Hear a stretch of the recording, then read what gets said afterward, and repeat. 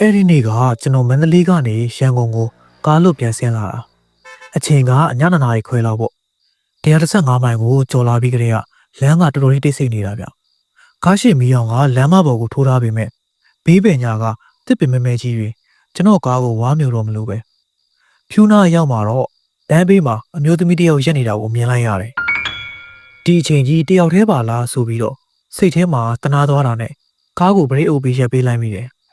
အမျိုးသမီးကဘာတစ်ခေါမှမပြောပဲခေါင်းလင်းငုပ်ပြီးကားနောက်ခန်းတစ်ခါကိုဖွင့်ဝင်လိုက်တယ်။ဒါနဲ့ပဲကျွန်တော်ကညီမဘယ်ထိလိုက်မှာလဲဆိုပြီးတော့ကျွန်တော်မေးလိုက်တယ်။အမျိုးသမီးကဘာမှပြောမဖြစ်ဘူး။မှန်တဲ့ကနေလှမ်းကြည့်တော့ခေါင်းလေးပဲဟိမ့်ပြတယ်။ကျွန်တော်လည်းကားကိုပြန်ထွက်လိုက်တာပေါ့။ခဏနေတော့ကားထဲမှာအေးစိတ်လာပြီးတော့စပယ်ပန်းရနံ့လိုဒါမှမဟုတ်အသားပုံနှံ့လိုအနံ့တစ်ခုခုကနှာခေါင်းထဲကိုအမြဲတမ်းတိုးဝင်လာနေတယ်။ကျွန်တော်စိတ်ထဲတမျိုးကြီးဖြစ်လာတာနဲ့နောက်ကြီးမှန်ကိုပြန်ကြည့်လိုက်မိတဲ့အခါမှာတော့ကျွန်တော်တကူလုံးသွေးတွေစောင့်တက်သွားသလိုပဲဗျကားနောက်ခန်းမှာဘယ်သူမှရှိမနေတော့ဘူးဒါပေမဲ့ထူးဆန်းတာကကျွန်တော်ပခုံးမော်ကိုအေးစိတ်နေတဲ့လက်ချောင်းလေးတွေကလာထိသလိုခံစားလိုက်ရပြီနားထဲမှာကျေးဇူးပဲနော်အကူဆိုတဲ့တိုးတိုးလေးကပ်ပြောသွားတဲ့အတန်ကိုအတိုင်းသားကြားလိုက်ရတာပါကျွန်တော်လည်းဖျားစာကိုအော်ယူပြီးတော့ရန်ကုန်ရောက်တဲ့အထိနောက်ကိုလှည့်မကြည့်ရတော့ပဲမောင်းခဲ့ရတာဒီနေ့ထိမှတ်မိနေတော့မှာပဲ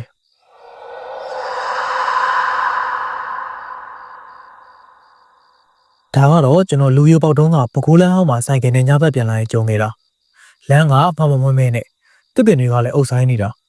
အထာနဲ့ခွေးတစ်ခုကိုရောက်တဲ့အကွေ့မှာကျွန်တော်ဆိုင်ကင်မီးအောင်ထဲမှာလူတစ်ယောက်ကလမ်းဖြတ်ကူးနေတော့မြင်လိုက်ရတယ်အထာနဲ့ကျွန်တော်လည်းရုတ်တရက်ဆိုတော့ဟာတိုက်မိတော့မယ်လို့អော်ပြီးတော့ဘရိတ်ကိုအပီဆွဲအုပ်လိုက်တာဆိုင်ကင်ကလဲပြီးတော့အရှိန်နဲ့ရှော့တိုက်သွားရောဗျအရှော့တိုက်သွားတာကလည်းအဲ့ဒီလူရဲ့ခြေထောက်နားအထိကိုပဲကျွန်တော်လည်းကြောက်ကြောက်နဲ့လဲရထနေပြီးတော့အခု sorry ဗျာထိသွားလားလို့မေးပြီးတော့ကျွန်တော်မော့ကြည့်လိုက်တဲ့အချိန်မှာကျွန်တော်ရဲ့အတန်တွေကလေချောင်းထဲမှာတက်သွားတယ်ကျွန်တော်မော့ကြည့်လိုက်တာကလူတစ်ယောက်ရဲ့မျက်နှာမမြင်ရဘူးဗျသူကပစိုးကွက်ကြားလေးဝတ်ထားတယ်ခြေထောက်နှစ်ဖက်ပဲရှိတာအပေါ်ပိုင်းမှာဘာမှရှိမနေဘူးဟာလာဟင်းနေကြီးပေါ့ပြောရမယ်ဆိုရင်ခါကနေပြတ်ပြီးတော့ခြေထောက်နှစ်ချောင်းပဲရှိနေတာအဲ့ဒီခြေထောက်တွေကလည်းဖြူဘက်ဖြူရောကြီးနဲ့သွေးစားတွေကလည်းမြေကြီးပေါ်ကိုတစ်ဆက်နဲ့ကျနေတာကျွန်တော်လည်းဘလို့အားနဲ့ဆိုင်ကယ်ကိုပြန်ထူပြီးတော့မောင်းပြေးခဲ့လည်းမသိဘူးနောက်ကိုလှည့်ကြည့်လိုက်တဲ့အခါအဲ့ဒီခြေထောက်နှစ်ဖက်ကလမ်းလေကောင်ကနေပြီးတော့ကျွန်တော်နောက်ကိုပြေးပြီးတော့လိုက်လာနေတာဗျာအဲ့ဒါနဲ့ကျွန်တော်လည်းအိမ်ပြန်ရောက်တဲ့အခါမှာ3 ရက်လောက်ထိဖျားသွားပါသေးတယ်ကုတ်တွင်းလမ်းမိုင်းကိုဆင်းမှုတဲ့သူတိုင်းသိပါတယ်အကွေတွေကဘယ်လောက်အနေရများလဲဆိုတာကျွန်တော်ကုန်တင်ကားမောင်းရင်တညမှာတော့အကွေတစ်ခုနားမှာကားတစ်စီးပြတ်နေတာကိုတွေ့လိုက်ရတယ်ကားဆရာကတယောက်တည်းကားအုပ်ထဲကိုဟိုရှာတီရှာနဲ့ငိုးကြည့်နေတာပေါ့ကျွန်တော်လည်းကားချင်းတူဆိုတော့ကားပေါ်ကဆင်းပြီးကူညီဖို့သွားလိုက်တယ်။အခုဘာဖြစ်လို့လဲကူညီရမလားလို့မေးလိုက်တဲ့အချိန်မှာအဲ့ဒီလူကဖြည်းဖြည်းချင်းမောကြည့်လာတယ်။အဲ့ဒီချိန်မှာကျွန်တော်မြင်လိုက်ရတဲ့မြင်ကွင်းကအခုထိကျွန်တော်ရဲ့အိမ်မက်ထဲမှာ6လန့်နေတော့မယ်။သူ့မျက်နှာမှာအရေကုန်တွေကလိမ့်တက်နေပြီးတော့မီးလောင်ထားတဲ့အသားတွေကหนีရဲနေတာ။မျက်လုံးတွေကလည်းပြူးထွက်နေပြီးတော့ကျွန်တော်ကိုကြည့်ပြီး